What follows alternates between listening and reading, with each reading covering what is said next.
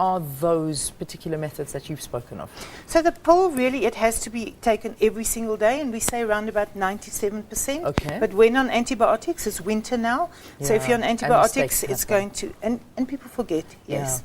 The injection is very, very safe. 99%. Oh, really? So that's even more, it's much safer. And then the last one that you've already mentioned? The patch. Yes. So the patch also has, again, it's all about how good people are to comply. It's really all about, because if people comply, there will be usually a 1 to 2% failure. Okay, so again, the patch would be, say, 97, 98%? Yes. Okay, so they were pretty good. So the advantage of the patch is that there isn't the swallowing of the pill. You can keep it on, and it really stays on, because a lot of women are swimmers or go to gym a lot. Yeah, and then it works, it stays on, doesn't Though come off. there are different things available in the private sector and different available in our government sector. Okay. So in the public sector, we'll get injections, we'll get pills, and we now get the implant, All which right, I'll talk about in 1 minute. So let's move on now to, so we've spoken about these three. Now this one is now the Nuva ring. The Nuva ring is a ring that gets inserted.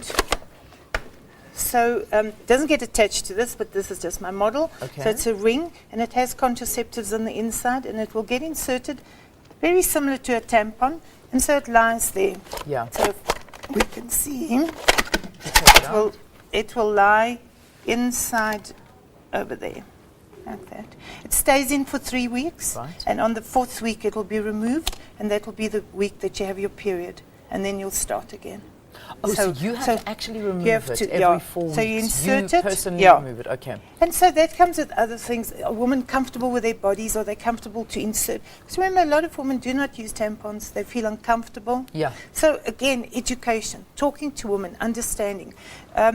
This would probably not be a preferred method for a young girl that has never been sexually active. Okay. So, but it's exciting because it's new products. So this is a brand new product on the market, and it's, how safe is this?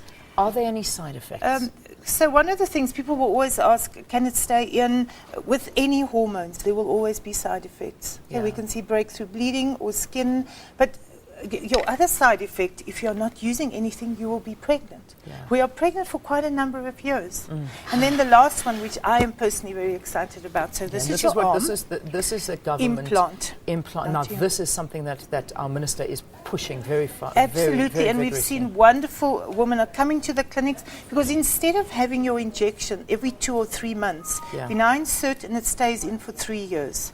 And so if this is your arm and this is your skin, there's a needle inside that gets inserted. The whole process probably takes a minute. Oh, really? And we put numbing agent and we insert under the skin, and it stays. And we insert it here and it stays there. Wow. And then people say, how are you going to get it out?